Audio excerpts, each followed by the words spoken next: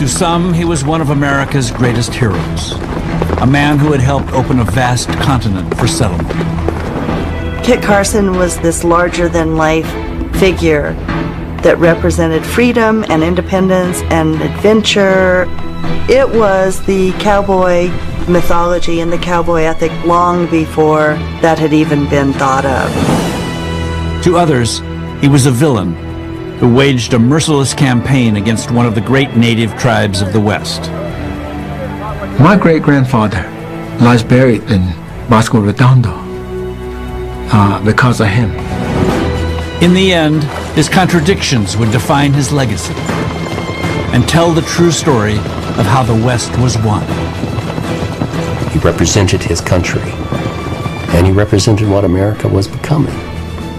And so when we look at Kit Carson, if we get uncomfortable, well, that's because we're looking in the mirror and we're seeing ourselves.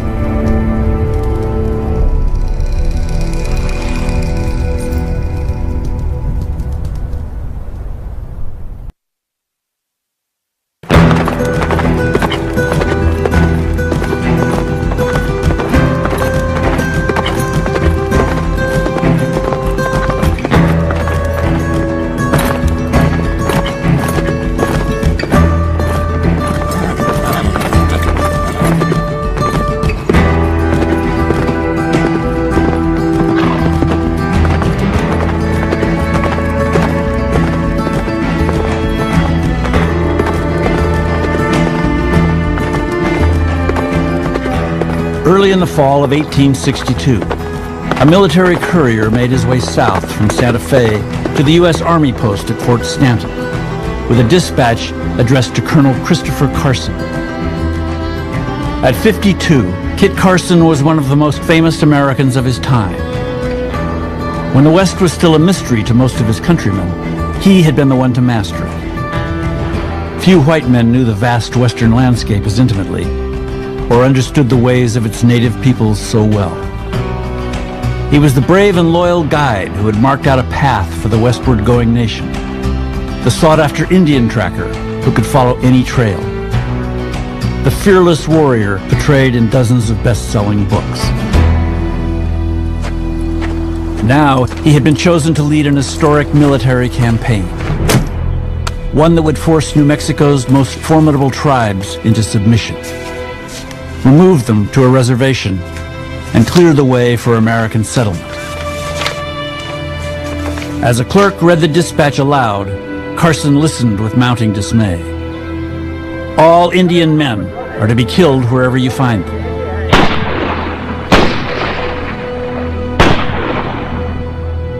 The women and children will not be harmed, but you'll take them prisoners until you receive other instructions about them. Carson had never before defied an order. His sense of honor would not allow for it. But duty in this case seemed dishonorable as well. To carry out the task now given him, Carson would have to destroy an entire way of life, the very one that had made him who he was. Kit Carson lived in a world in which there weren't a lot of good choices often. And he tried to navigate it as best he could, true to his own lights. And in some instances that led him to moments of great heroism, and in some instances that led him to moments that he will forever be reviled for.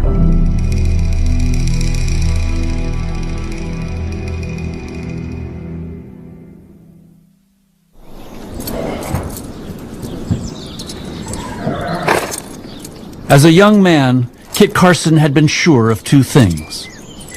He would not make his life in Missouri the way his father had done, and he would not earn his living making saddles, as his mother had hoped. He was just 16 and a bit shorter than average. He had no money, few prospects, and so little education that he couldn't even write his own name. But he was tough. He knew how to handle a rifle. He figured that and a horse would take him anywhere he wanted to go.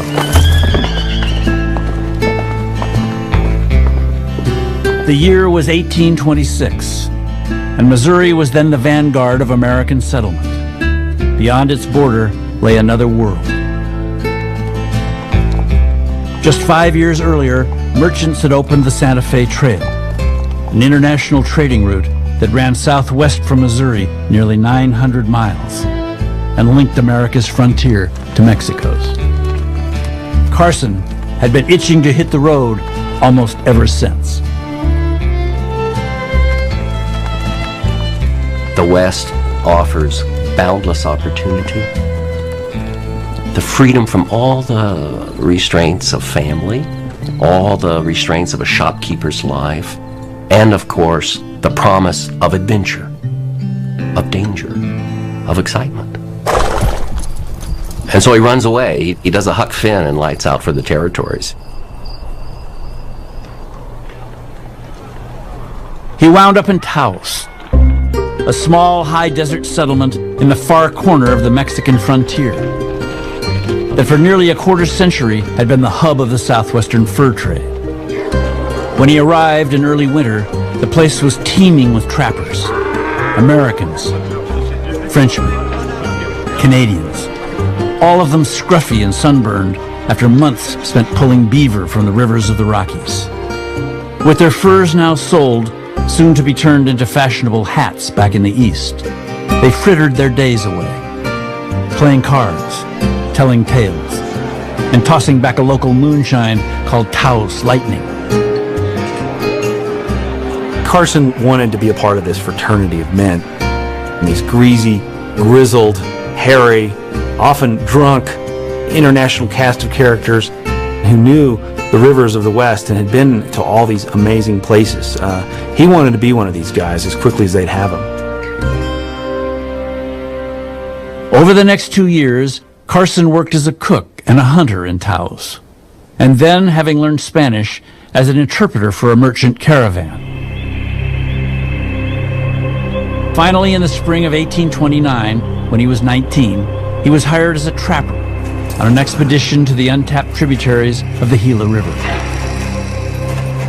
He was the greenhorn among some 40 seasoned mountain men, deep in the wilderness on Mexican soil and surrounded by hostile Apaches. They would frequently of night crawl into our camp, Carson remembered. They would steal a trap, kill a mule or horse, and endeavor to do what damage they could. In a world populated almost exclusively by Native Americans, the trappers' best chance at survival was to act as if they were just another tribe. The mountain men were very practical people. They had a job to do and they had to go into these dangerous areas and extract a commodity. So they formed all kinds of alliances with American Indians and found that it was practical to live more like an American Indian than like a Frenchman or an Anglo-American.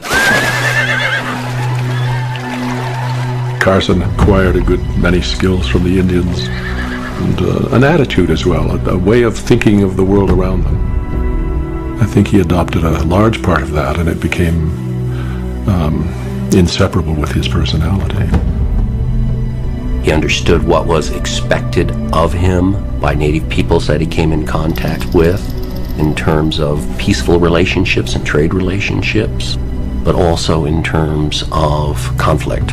And he understood that retribution must follow crime and follow it immediately and harshly if one was to survive in this environment. On one occasion, while trapping on the North Fork of the Missouri River, Carson and his companions came in sight of a large encampment of Blackfeet, a tribe that had attacked them at every opportunity for several seasons past. As Carson recalled it, we were determined to try our strength to discover who had right to the country.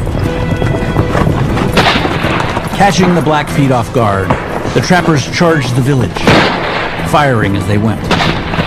It was the prettiest fight I ever saw, Carson said later.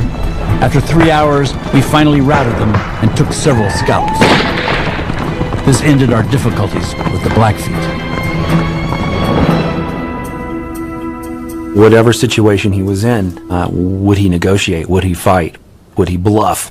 based on knowledge that he had of the specific tribe, and sometimes a sub-tribe within the tribe. It was not a monolithic situation, the American Indian. He didn't live that way, and nor did many of the mountain men. Their experience was much more informed by practical considerations of how to get along day to day. In time, Carson became what Americans of his generation might have called a white Indian. He mastered the universal sign language used by the Western tribes and acquired a working knowledge of more than a half-dozen Indian tongues. He dressed in buckskins, slept on buffalo robes, dined on buffalo jerky. And when he was 25, he took an Indian wife, an Arapaho named Singing Grass, offering her father a bride price of 5 blankets, 3 mules, and a gun. Like many of the trappers, Carson settled down with an American Indian woman. He found that this marriage was certainly a marriage of convenience in the sense that he had someone on the trail with him who helped do all the 1,001 tasks that had to be done. But it was the first love of his life. He was devoted to her. Not long after they were married, Carson gave Singing Grass a gift of glass beads, an item highly prized among the Arapahoes as decoration for their moccasins. She was a good wife to me, he told a friend years later. I never came in from hunting that she didn't have warm water ready for my cold feet. Carson and Singing Grass would have 2 daughters together. Only one, Adeline, would survive early childhood, and the birth of the second in 1839 would claim Singing Grass's life. By then, the era of the mountain man was coming to an end. Just as decades of over-trapping took their toll and the beaver grew scarce, the fashion shifted to hats of silk. Within a year, the market had collapsed, and Carson suddenly found himself out of work, widowed, and shouldering the burdens of parenthood alone. He was 29. Another man might have headed back to the place he had come from. Carson decided to stay. You know, he knows that there's this whole life that is going on back east that he left. And he's got a curiosity about it. But I think he knows that's not a world that he can operate in successfully. He knows the West, he loves the West, and this is his world, this is his life. He has become a Westerner.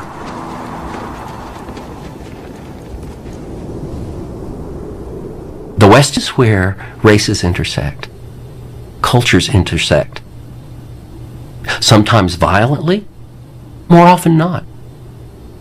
Kit Carson moves easily in that world. He's not opposed to confronting people straight on and engaging in combat, taking a scalp, if need be, to make a point. But that doesn't mean he couldn't sit down and break bread the very next week.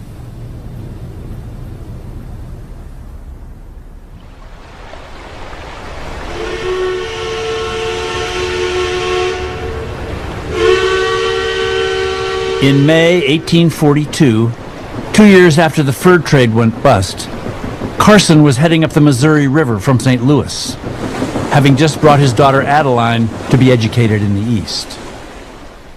He was on his way back to Taos, his pockets all but empty and his future uncertain, when he struck up a conversation with a young Army lieutenant who introduced himself as John C. Fremont.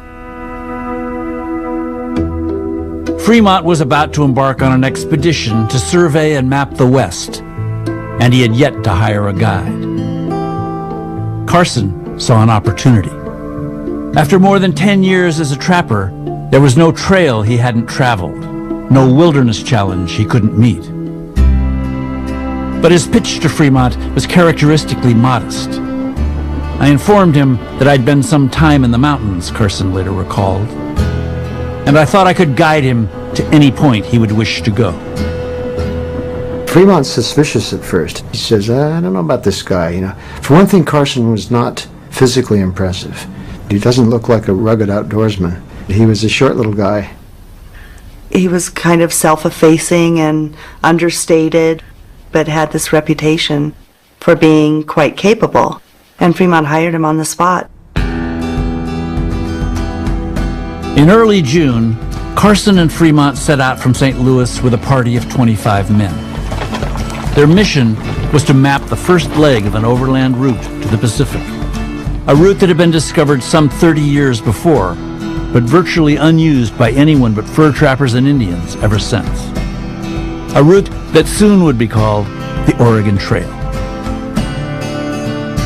The expedition had been sponsored by the federal government at the urging of Fremont's father-in-law, U.S. Senator Thomas Hart Benton, one of America's most zealous promoters of Western expansion. Benton saw early on the importance of America being a continental nation, having ports on the Pacific, and having all the land in between. He also understood that before this could happen, the United States needed to understand this land. Carson likely did not realize it, but he'd signed on to the most ambitious political enterprise of the 19th century. A project that would come to be known as Manifest Destiny.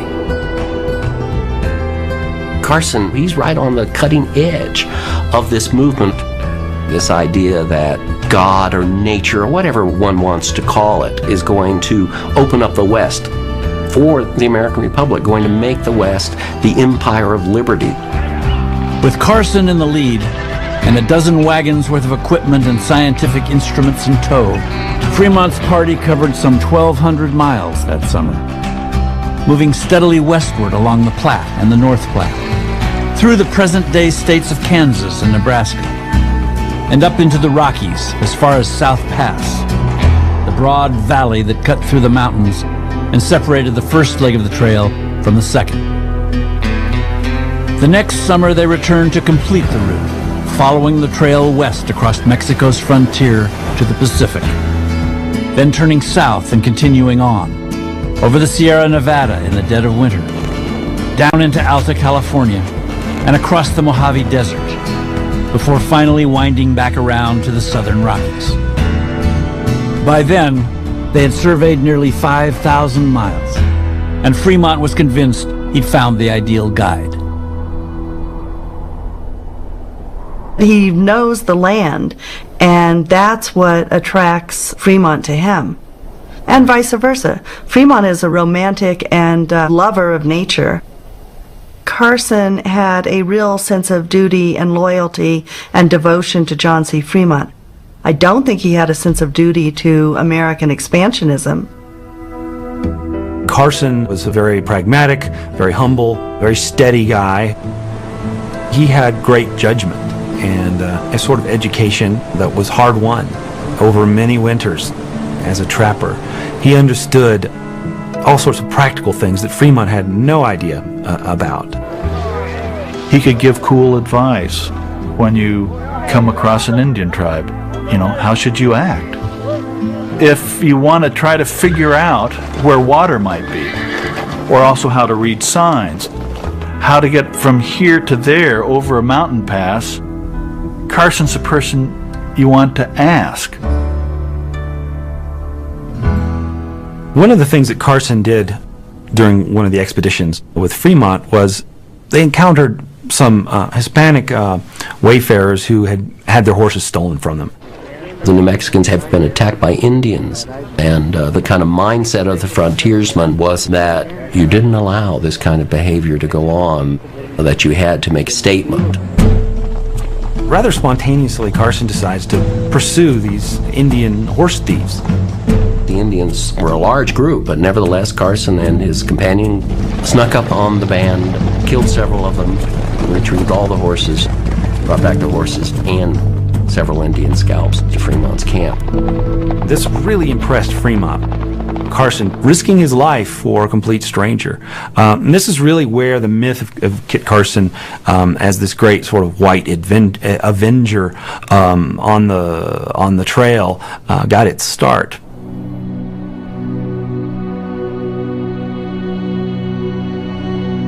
Thanks in large part to Carson, Fremont would come to be known as the Pathfinder, the man responsible for mapping the entire length of the Oregon Trail, a great American explorer on the order of Lewis and Clark.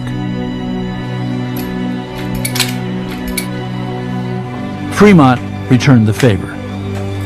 In August 1844, he had his expedition reports bound into a single volume and published in Washington, D.C. And on nearly every page, he lavished praise upon his trusty scout. Mounted on a fine horse, without a saddle, and scouring bareheaded over the prairies, he wrote in one typical passage, "Kit was one of the finest pictures of a horseman I have ever seen." Carson became a great romantic figure as an explorer, as a guide, as a frontiersman, as an Indian fighter in these books that were supposed to be reports that were actually grand adventure tales. These books were bestsellers in their day and were used as handbooks by hundreds of thousands of people going west. Immigrants would be in their wagons holding that, and it would say, this is where you're going to find fresh water. This is where there's going to be grass where you can graze your cattle. It was really the first map of its kind in America. Native people and mountain men had long known the way across the vast western wilderness. Now, most of America knew it too.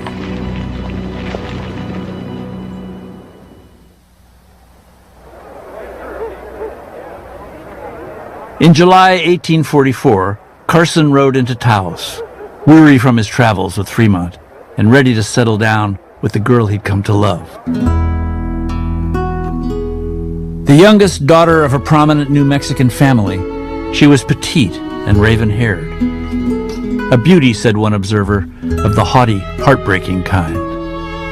Her name was Josefa, but Carson called her Josefita, or sometimes Little Joe. She was 18 years Carson's junior. Carson was not exactly winning any beauty contests, but he clearly had some sort of charm and charisma if he was able to win her over. The wedding had been celebrated 17 months earlier, in February 1843, in the parish church in Taos. Carson had been away from home almost ever since. Now, he and Josefa were finally able to make a life together in their own little adobe house, not far from the town plaza. He truly married into this whole Hispanic life in Taos. He converted to the Catholic faith in order to please her family. They spoke Spanish in their household. Their kids spoke Spanish as their first language. This was his world. Taos is a very special place. It's literally the hinge between Mexico and the U.S.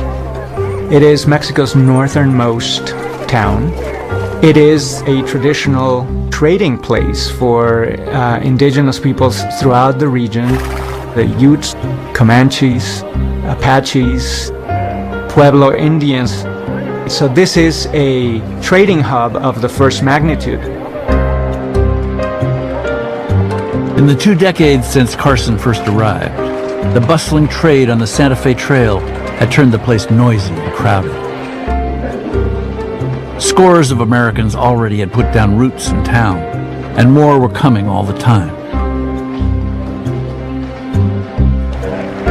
With his mind on his young bride, Carson may have missed the meaning of all those new arrivals, but they had come to stay.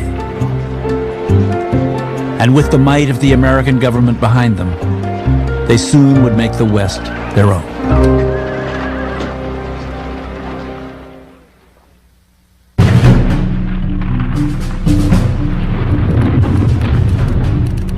It all happened more quickly than would later seem possible. When 1845 dawned, the western border of the United States was officially drawn at the Rocky Mountains. Except for Texas, which had declared its independence, and the as yet unclaimed Pacific Northwest, The remainder of the continent was officially Mexican territory. But due to the expansionist designs of President James K. Polk and a bloody war with Mexico that he provoked, by the late winter of 1847, the entire region, more than 500 million acres, was on the verge of becoming the property of the United States.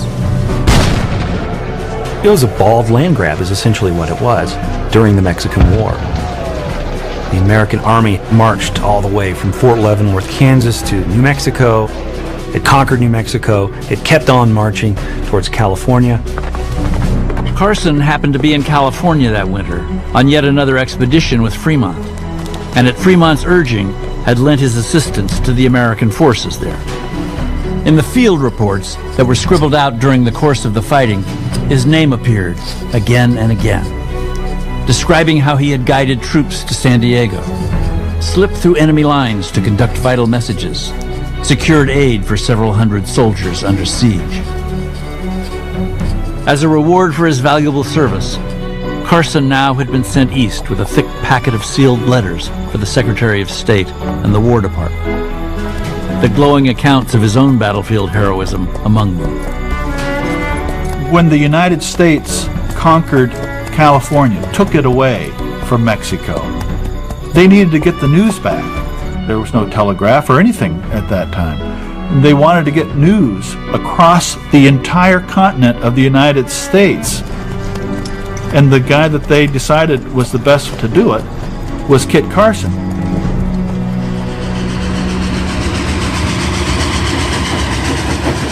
He arrived in Washington, D.C. in May 1847, some 3 months after he'd set out, having made the last leg of the journey by train.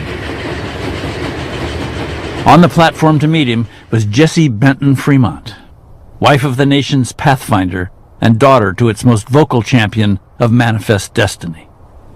She had never laid eyes on Carson before, but she easily recognized him from the descriptions in her husband's expedition reports.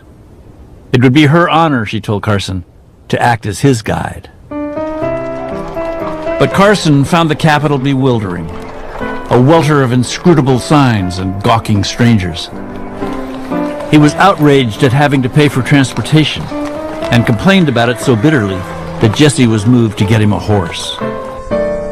His room at the Benton mansion was stifling, and he soon quit the soft mattress there for a bedroll out on the veranda. But nothing put him at ease. It was almost like a Tarzan character been dragged out of the jungle and brought into the city. He didn't really understand city life and had spent very little time in any sort of urban situation. Most of the time he's with Jessie Fremont. She introduced him to all these influential figures in Washington, and people were fascinated by him. Everyone wants to meet Kit Carson, and that's because Kit Carson is the very living, breathing symbol of the American frontier and of our expansion westward. And, of course, everyone wants to hear from his lips what the opportunities are for America in the West. Their schemes were ambitious, and to Carson's ears, a bit outlandish. They saw the western landscape transformed, its forests cleared, its valleys covered over with farms and towns. There was even talk of a railroad that would run clear across the continent. He's sort of amazed at the attitude of these men. He said, they're princes here in the East, but they would be nothing in the West. They would be completely helpless there. But here they put on such airs. You get a sense that Carson, as much as he hated it, he knew that it was important. These men had sponsored him and were sort of the agents of all of these changes that had come to the West. Carson was deferential towards men who were better connected and who were better educated than he was. And he felt a duty to respond to their inquiries in various ways. By the time he was ushered into the White House for a private audience with President Polk, Carson had only one objective: to get back to Taos and Josefa. Polk had other plans. He had some official dispatches to send to the U.S. commanders in California, and he wanted Carson to carry them. You know, he wasn't the kind of guy that said no. He's gonna, you know, he's got a job to do, he's gonna do it. Carson assumes a new role as a transcontinental courier, ferrying these messages back and forth from California to Washington. It's unbelievable when you think about how many tens of thousands of miles this guy covered. In many ways, Kit Carson was the field agent of Manifest Destiny. Before he finally returned to Taos 16 months later, Carson's sense of duty would take him across the country 4 times and over some 16,000 miles, most of it on the back of a mule. Along the way, he would convey government reports and military orders and news of developments on the ground, all of it vital information that would bind the two sides of the country together and help to make the West an entirely different place. Kit Carson went to the West for the freedom and openness to escape from the constraints of society back home, back in the States. But then, of course, he brought it all with him. The dream of a continental nation has been met, and America stretches from sea to sea. The West is transformed, and he sees it all, but he's also one of the major instruments that brings about that change.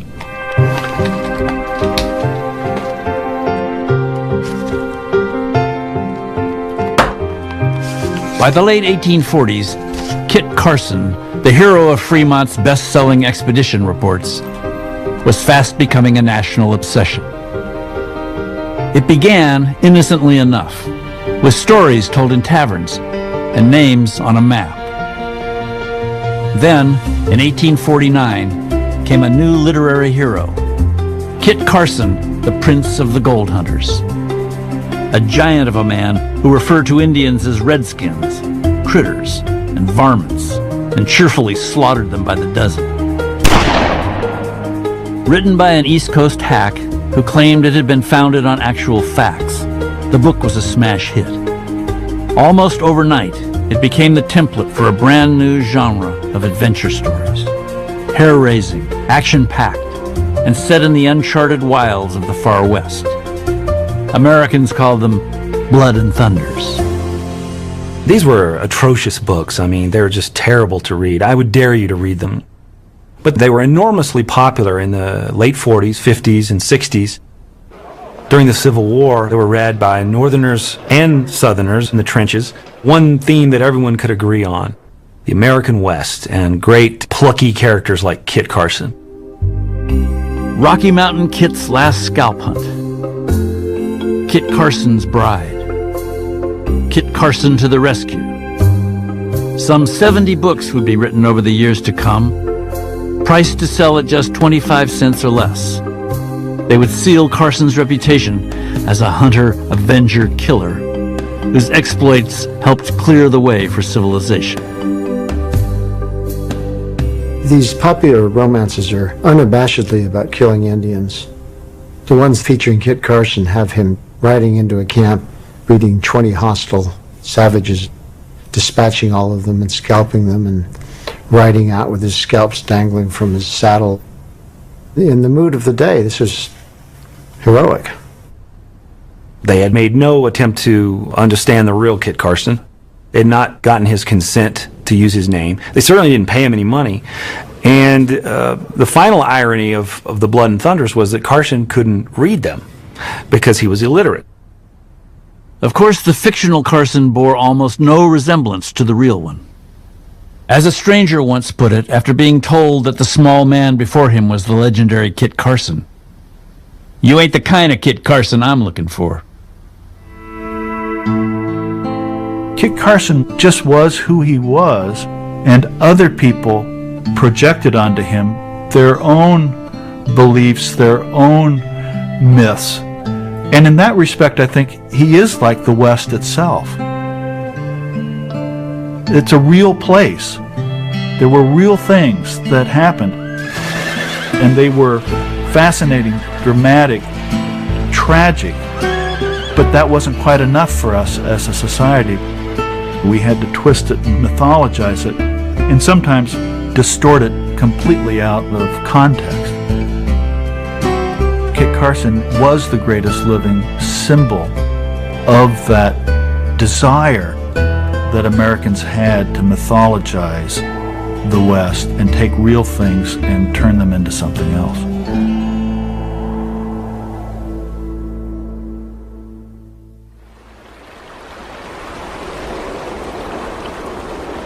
Throughout Carson's life, he doesn't linger anywhere, really. He's always on the move.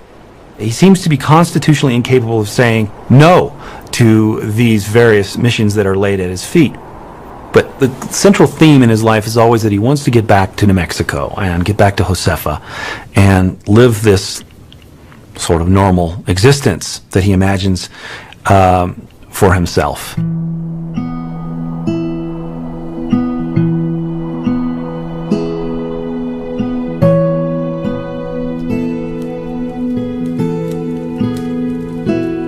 By the close of 1848, Carson was home in New Mexico, the last of his courier missions finally behind him. In 6 years of marriage, he and Josefa had so far lived together fewer than 6 months. With their first child now on the way, Carson had partnered with a fellow ex-trapper and launched a cattle operation in the Rayado Valley, some 50 miles east of Taos. Like settlers all over New Mexico, they were treading on contested ground.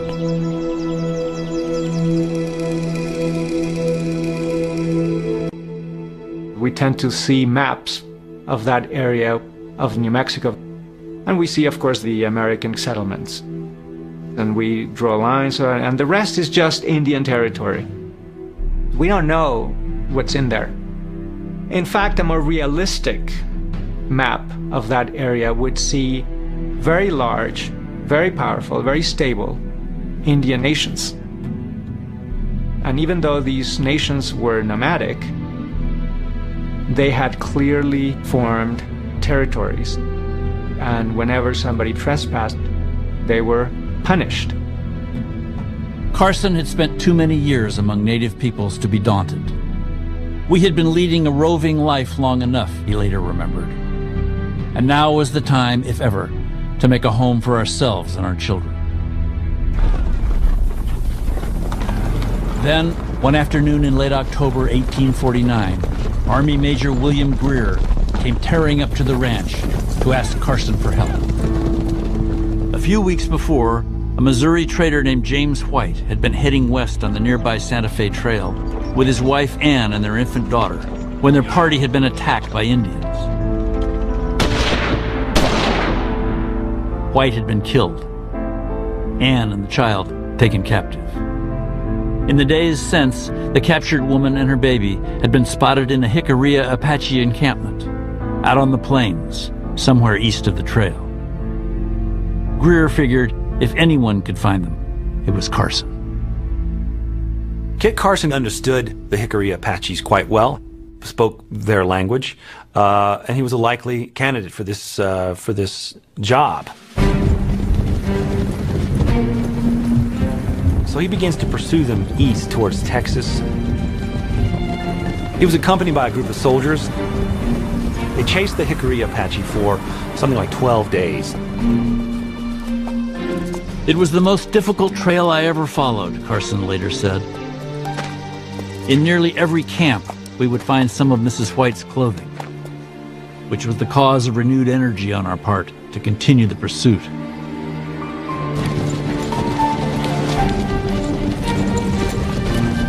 Finally, late on the 12th day, Carson saw plumes of smoke curling skyward in the distance, the cooking fires of a large Jicarilla Apache camp. There's a disagreement about how to approach the Jicarillas. Some within the party hope that they can negotiate with them. Carson believes they should attack immediately. In the confusion, however, the Jicarilla Apaches spot the party and scatter. Greer ordered the men to charge, Carson remembered. But the order was too late for the desired effect. In about 200 yards, the body of Mrs. White was found. Perfectly warm. Had not been killed more than 5 minutes. shot through the heart with an arrow. Later, sorting through what remained of the camp, one of Greer's men came across a book, which presumably had belonged to Mrs. White. A copy of the wildly popular Blood and Thunder, Kit Carson, the Prince of the Gold Hunters. Of course, Carson couldn't read it. He had to have someone else read it to him. But it was extraordinary because in this book, Kit Carson was assigned the task of rescuing a woman who'd been kidnapped by Indians. And here he was, given the task of saving this woman. But in this case, in the real situation, he'd failed and she had died. And he felt perhaps that this book had given Anne White some sort of false hope that she would be rescued, that Kit Carson was near. The myth of the West came head to head with the reality of the West in that moment. And Kit Carson was just stunned by that experience. And he never got over the incident. And it haunted him all the rest of his days.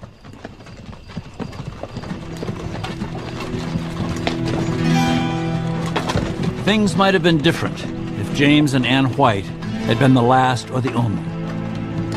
But there were two among tens of thousands, a tiny drop in the massive migratory wave that was then rolling westward and swamping everything in its path. Carson could trace the start of it back to the discovery of gold in California, news of which he is thought to have carried on one of his courier missions east. In 1849 alone, some 100,000 Americans had set out for California. And as the traffic on the trails increased, so too did the clashes between settlers and Indians. Inevitably, Carson was called upon to help mediate those conflicts.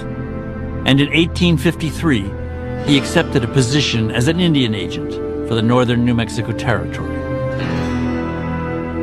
I'm sure part of his calculation was that he would moderate whatever destructive impulses the U.S. may have had towards these groups.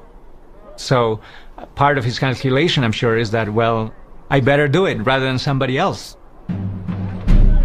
For an annual salary of $1,550, he would now serve as the U.S. government's official representative in its dealings with the Moach Utes, a band of nomadic hunters that New Mexican officials had branded the most difficult to manage in the territory.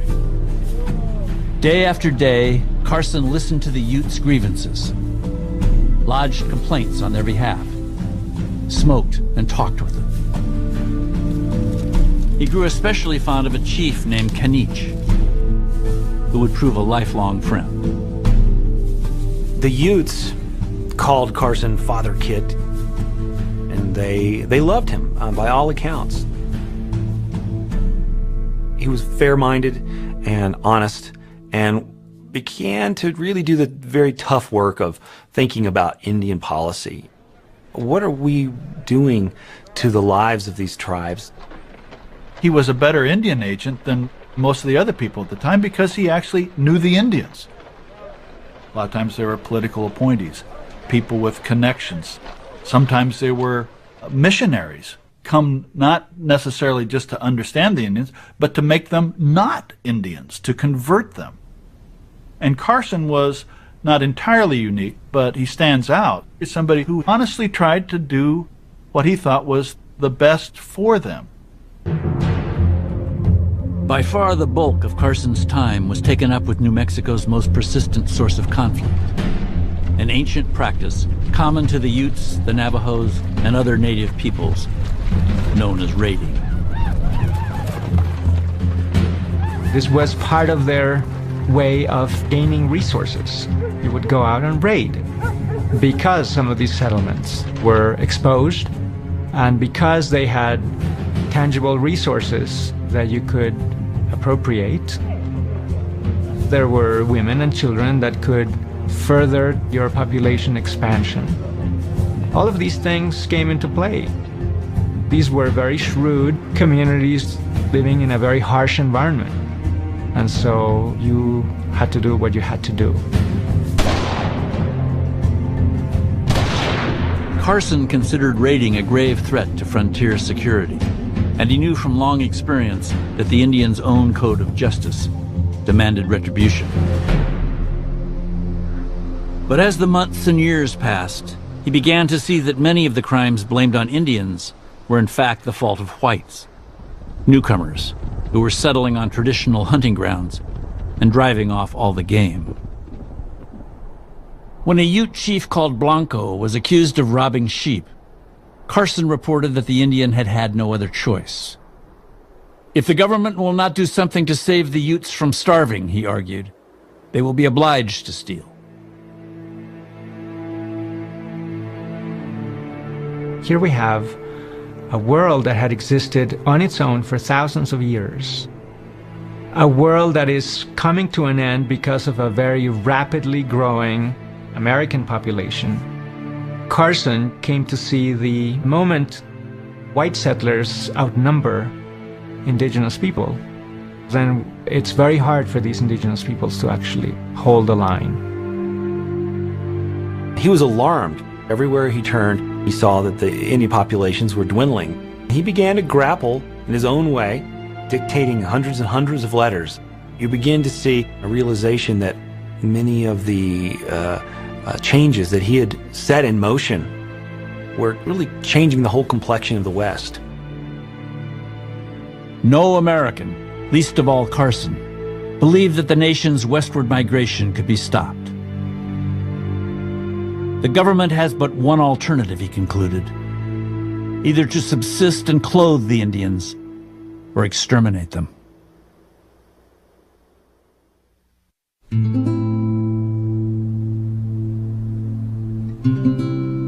There are these incredible forces at work at this time.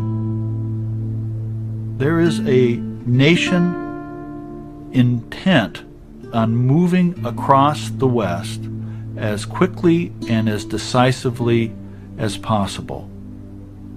Kit Carson found himself incapable of stopping those larger forces. So he became an agent in the destruction of their way of life, though he was not an Indian hater in the sense that a lot of Anglos of the mid-19th century were true racist Indian haters in the worst possible sense. That was not Kit Carson. His children are Indian and Hispanic. And he knows that they will carry that appellation in their life because of the blood that they carry. He deals easily with native peoples because he's just like them. That doesn't mean he's on their side. He's not. But it means he understands where they're coming from.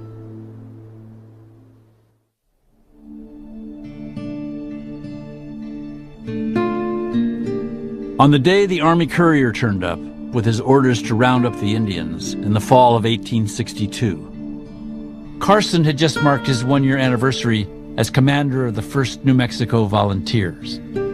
He'd accepted the position during the early months of the Civil War, when a force of Texas cavalry rode into southern New Mexico and proclaimed the area Confederate territory.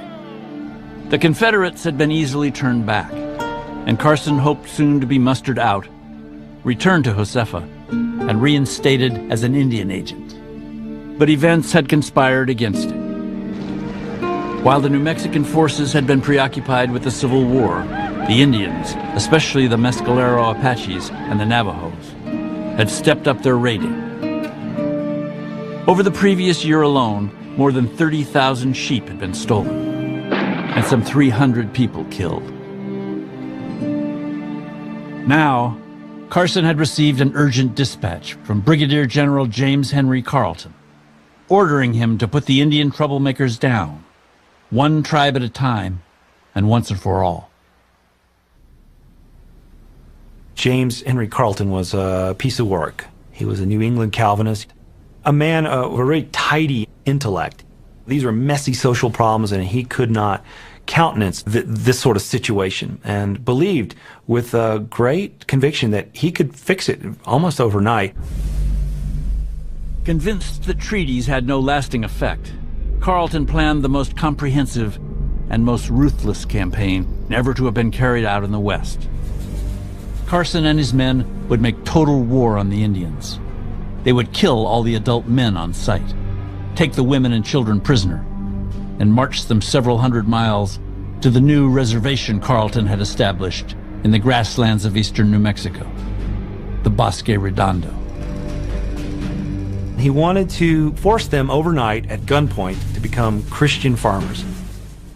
He believed this was important not only for their own good, but he believed this was a model for how to deal with all the nomadic tribes of the West. He felt that he could solve this problem in New Mexico, this Indian problem. And Carleton turns to Carson, of course, because he's Kit Carson. Carson was 52 now, and bone-tired. And there was an odd pain in his chest that came and went without warning. He missed his wife, and regretted that the 4 children they'd had together lately had seen so little of their father. But an order was an order, and Carson could not refuse. As he struggled to reconcile himself to another season away from his family, he called in his clerk and dictated a letter in Spanish to Josefa. Adora esposa, he began. Do not worry about me, because with God's help we shall see each other again. I charge you above all not to get weary of caring for my children, and to give each one a little kiss in my name. I remain begging God that I return in good health to be with you until death. Your husband, who loves you and wishes to see you more than to write to you.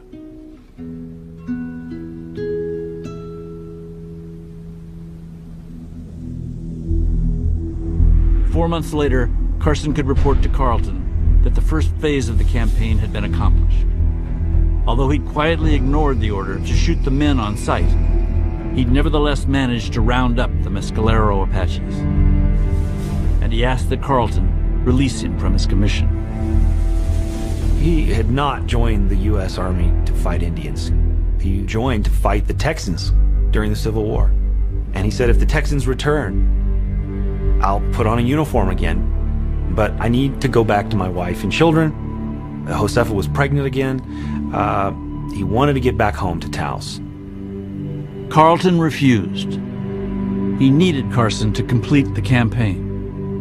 No one else, he insisted, possessed Carson's peculiar skill and high courage. And no one else stood a chance against Carleton's next target, the most formidable of all of New Mexico's native peoples, the Navajos.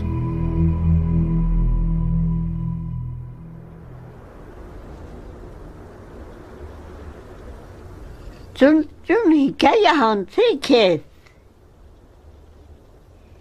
آن شده چطور تو تاتا کشاتا ہوتا تاتا کہندے چطور کوتا ہوتے جن کو ایک تستا تجینی تاتا نا سے او بتا بانتس کی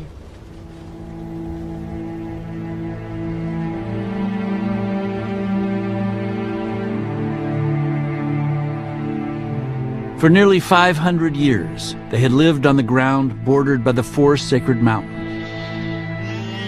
For 500 years, they had tended their flocks of sheep and cultivated their fields and orchards. And for 500 years, they had tangled continually with their neighbors, perpetuating the cycle of raid and retaliation that had made the New Mexico territory infamous. They called themselves the Diné, but to the many who feared them, they were the Navajos. New Mexico was terrified of Navajo. They were warlike. This was a part of their culture, raiding, stealing, killing. They were formidable. They were dangerous, and people were afraid of them. Carson lived in New Mexico his entire adult life, and public enemy number 1 was the Navajo. Everybody in New Mexico, every Hispanic person, had some friend or family member who had been killed by the Navajo or had been stolen by the Navajo. And I think he thought Carleton's idea of a reservation on the Pecos was as good as any that had been put forward as to how to end this cycle of violence.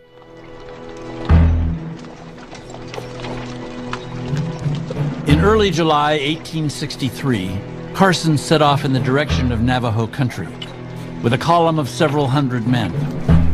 U.S. Army officers, New Mexican volunteers, and auxiliary troops recruited at Carson's request from among his former charges, the Utes, who were long-time and bitter tribal enemies of the Navajos. Kit Carson followed orders. That was part of how he had gotten to where he had gotten. Not questioning the society he was in, and he got there by taking orders and doing a good job of carrying them out.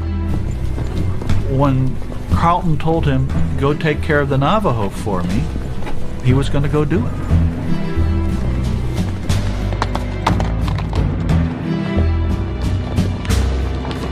The colonel is after the Indians at full speed, one of Carson's men noted, and is determined to overtake them if horseflesh will stand it. In a typical scout, Carson pushed his men nearly 500 miles in 27 days, capturing over 1,000 head of livestock, but pitifully few Navajos. He goes out into Navajo country and he doesn't see a soul. You know, he basically thinks this is kind of like a ghost campaign against a ghost tribe. He's fighting an enemy he can't see.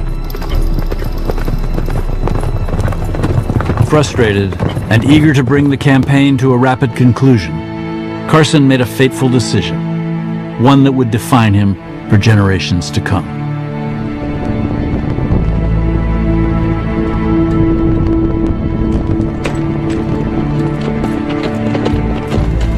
He could not get the Navajos to come out in open battle.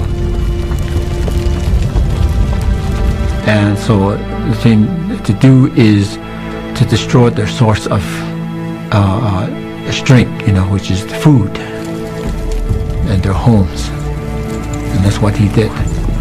His tactics causes great suffering. He ordered every cornfield to be destroyed, every melon patch, every bean patch. He had his men guard the salt sources and the water sources, and chop down every tree. It was brutal. This was not majestic, heroic warfare, if there is such a thing. This was a dirty little war of attrition with the express intent of starving the Navajos out.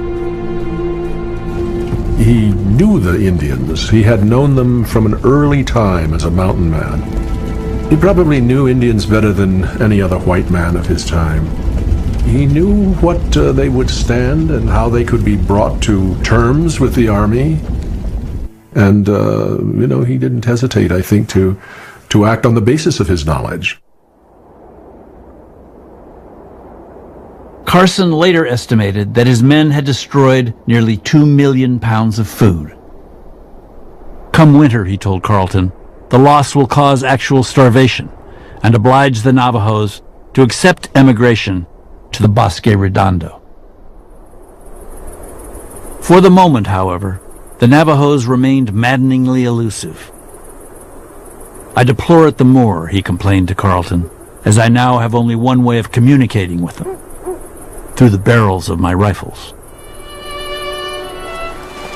Summer gave way to fall, and the campaign ground on with little result. Finally, in November, on the eve of his 54th birthday, Carson requested a leave of absence to attend to what he called some private business of importance. Carleton would not hear of it. Carson would be permitted to leave the field only after he had captured 100 Navajos, and then only on the condition that he first conduct a thorough sweep of Canyon de Chelly, a 100-mile sandstone labyrinth in the heart of Navajo country. I think Carson was a little spooked by Canyon de Chelly. All his instincts as a mountain man had taught him to stay away from tight spots and situations where you're vulnerable, you're on the defensive. He really had no interest in personally going down in the canyon. He skirted around the sides of it. He scouted from the rim, but he was more than happy to have his subordinate officers go in and get the glory of having penetrated this great bastion of the Navajo people. He knows that this is a powerful place and that he can violate the rules of the game there and suffer for it. We think of him as being the person who led the siege in Canyon de Chelly. He did it at a distance. By now, the Navajos had begun to feel the effects of Carson's scorched earth campaign. Hidden in various caves and atop a towering butte known as Fortress Rock, they daily grew hungrier, colder, and more desperate.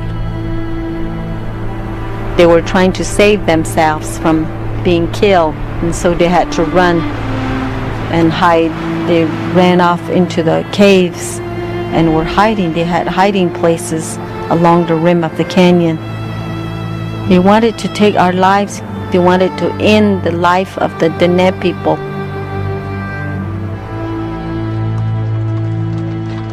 Two days after the first of his men entered the canyon, Carson encountered a party of Navajos riding under a flag of truce. And this is where Carson's at his best. He's able to communicate with them, reassure them that this campaign is not a war of extermination. He selected 10 influential men, gave them a horse and 10 days' ration, and told them to go home and tell them they would be treated well. That if they surrendered, they will not be harmed. And that works. There was no other way, because they said, we're dying off. We have to listen to this man, and that we have to follow his rules if you wanted to live. By 10 o'clock the next morning, January 15th, 60 Navajos had surrendered to Carson. Soon, that number would swell to more than 800, and Carleton's quota would be met.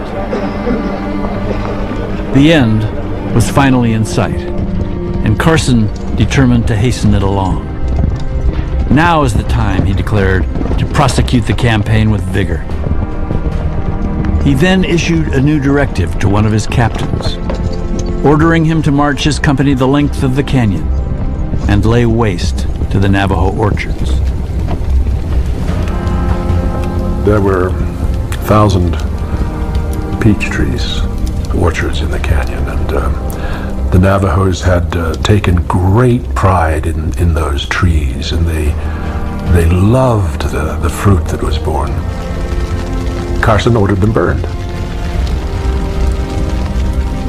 Needn't have been done. There was no real point in that. It was so gratuitous, but it was in a way the last blow, you know. By invading Canyon de Chelly, by laying waste to it, and by making it impossible for the Navajos to remain there, Carson breaks them. He breaks their spirit. The whole canyon was silent. It was dead. No harmony in it anymore.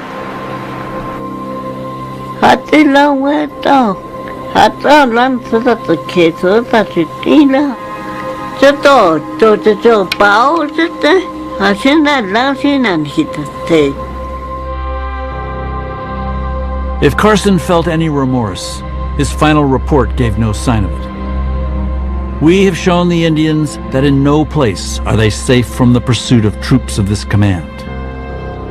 That the principle is not to destroy them, but to save them, if they are disposed to be saved. He absolutely guarantees them that he will protect them. He will make sure that their families are taken care of. This is the power of Carson. They trust his word. They believe him.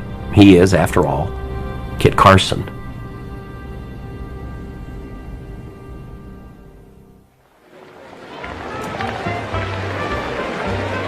In Santa Fe, Carson received a conqueror's welcome. Jubilant New Mexicans accosted him in the streets, slapping him on the back and shaking his hand in congratulation.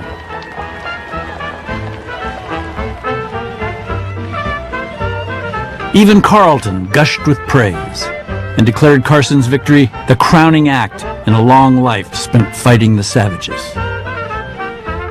The Carson of fiction, the ruthless Indian fighter who had animated dozens of Blood and Thunders, no longer seemed quite such a caricature.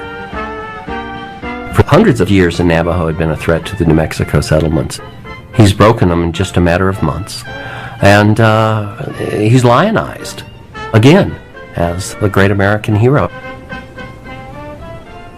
The adulation meant nothing to Carson.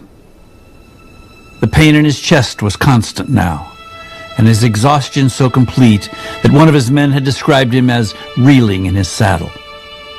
As soon as it was possible, he made his excuses to Carleton and pointed his horse toward home. Meanwhile, thousands of Navajos set off on the grueling trek to the Bosque Redondo. A journey of between 375 and 500 miles, depending on the route. Most of them with nothing but the ragged clothes on their backs.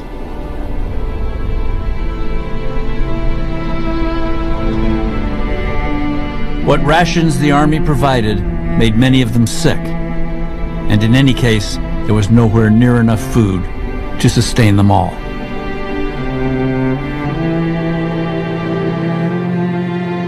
Of the nearly 9,000 who made the journey, the U.S. government estimated that 350 died en route, most from starvation, illness, or exposure. And some 2,000 others simply went missing. The Navajos would count the missing as dead and put the number of casualties at more than 3,000. The episode would come to be known as the Long Walk. Those Navajos who survived would remember it as a death march. And they would hold one man responsible. He did a lot of damage to the Navajo Nation. Every Navajo today, has family history of someone that went on the Long Walk. My grandfather, was 6 years old when he went, and the stories that my grandmother and my mother used to tell were of great hardship and pain. And I hated Carson for that. He abandons the Navajos on the Long Walk. He deserts them. Perhaps he knows what's coming and he wants to be protected from the blame. Perhaps he's just getting old and tired. But whatever the reason, Kit Carson breaks his word.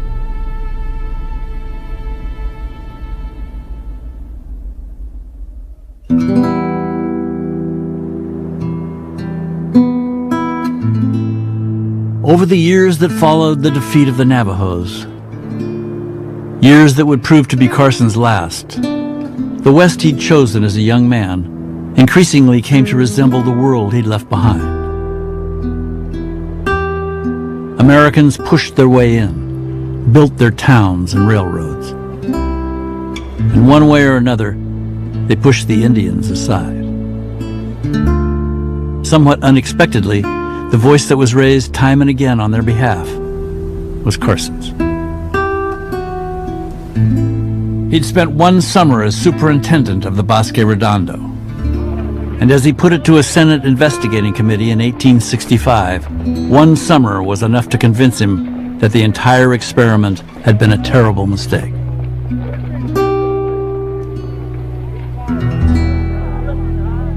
He told the commission that these forced relocations don't work. To remove a whole tribe from their ancestral lands was to doom the experiment from the start. And that if these reservations were going to work at all, they had to be located on the land of the people in question. So Carson emerges in this testimony as really one of the most eloquent and most perceptive thinkers with regard to Indian policy in the West.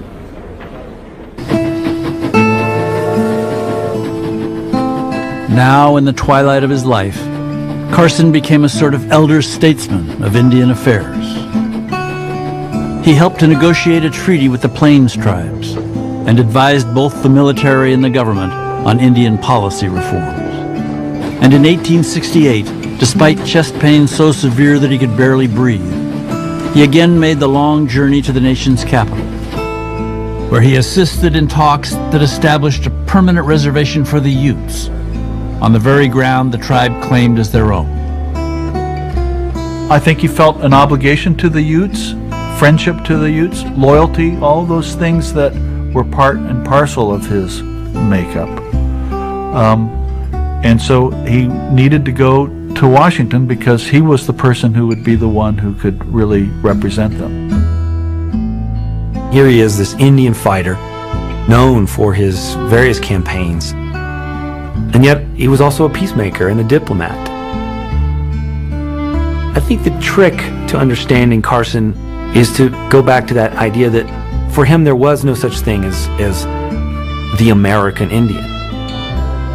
He sided with certain groups, and other groups were his enemy throughout his life.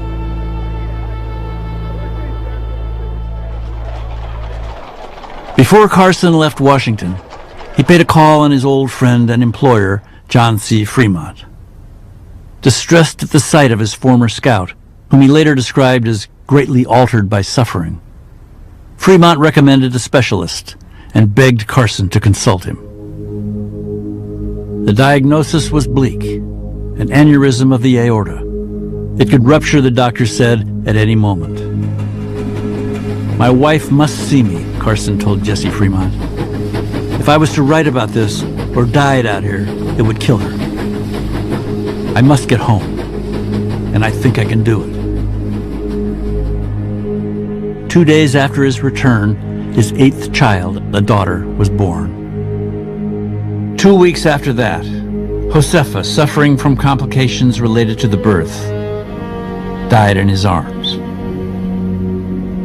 Here he thought he was going to try to get home just in time to die, and instead she dies first.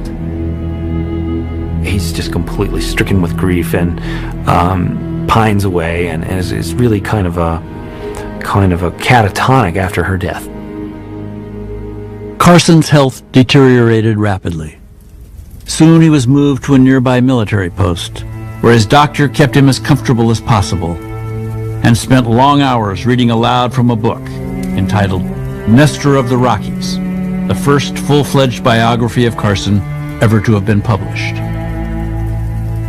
How that must have been, with death closing in, to hear those words and to relive all those glorious days from the past.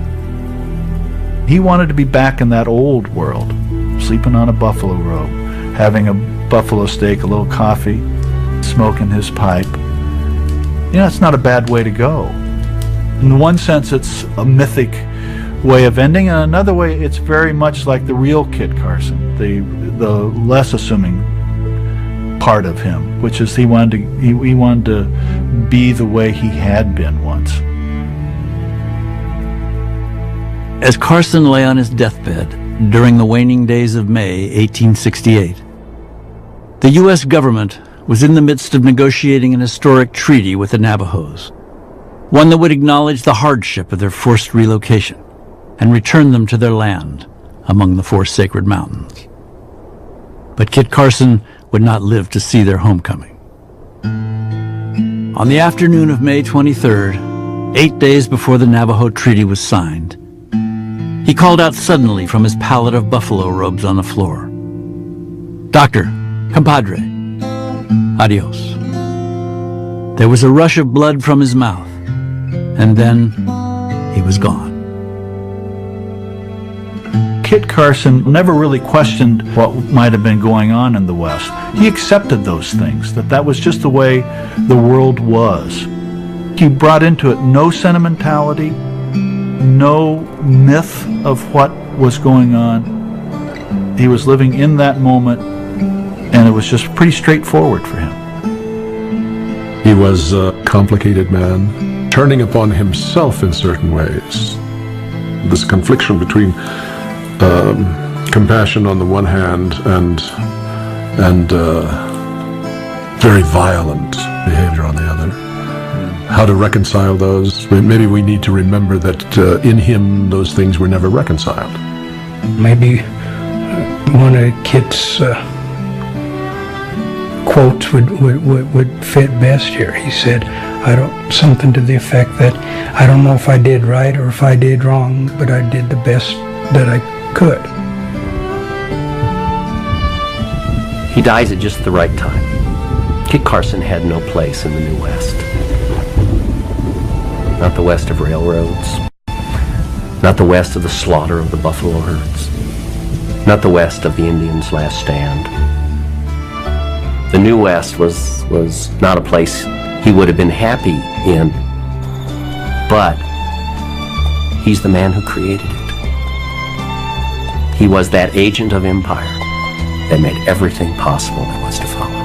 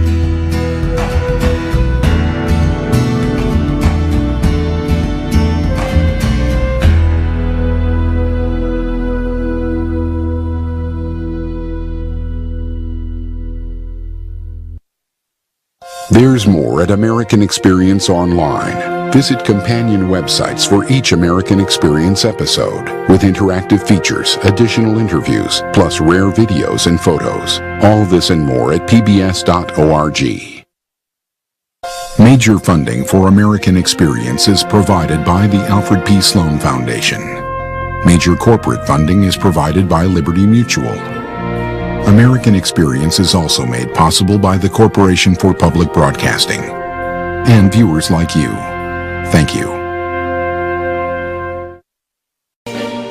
Yes, I've been living inside of you, but I guess it's time I set me free, and there's nothing that you can do. I know you can see. I can't seem to keep people around me, cause I'm scared that they might know the truth all about me. Then they might doubt me. There's no other route. I wanted to shout, but it's too late now, cause I'm drowning. Got two-faced like I'm a clown, man. Life is too great, no, it's astounding. I'm in good shape, ma, but you know that I'm drowning like a cup in a cage. I can't cope with this hopelessness, though I try to be open and go with it, but I'm soaking in the pain like a rain never stop flowing in. As I'm floating in a glowing river through a golden gate, trying to motivate. Yeah, I do my fucking best, but there's two voices in my head, I just can't. I just fucking can't. Yes, I've been living inside of you, But I guess it's time I set me free. And there's nothing that you can do. I hope you can see me, 'cause I've been living inside of you. But I guess it's time I set me free. And there's nothing that you can do. I hope you can see. Babe, what you working like this? You be fine, trust me, just in time we get along. No, leave me alone. Why, yes, can you see that you are alone, big? We're now sitting in our own throne, big. We need nobody, can you see it through? But it's not you who I should be listening to. Guess what, big? Nobody fucking needed you. No, and nobody fucking needed me. Yeah, they never needed us. Like when they nailed Jesus up, there's no fucking heaven that they don't believe in us. But they my friend, I'm the only one that you can trust. Yeah, god damn it, you an idiot. Go online, be a slave for the media. And you forgot what your father said. Are you serious? Look at yourself, big. You fucking idiot. Cause I've been living inside of you.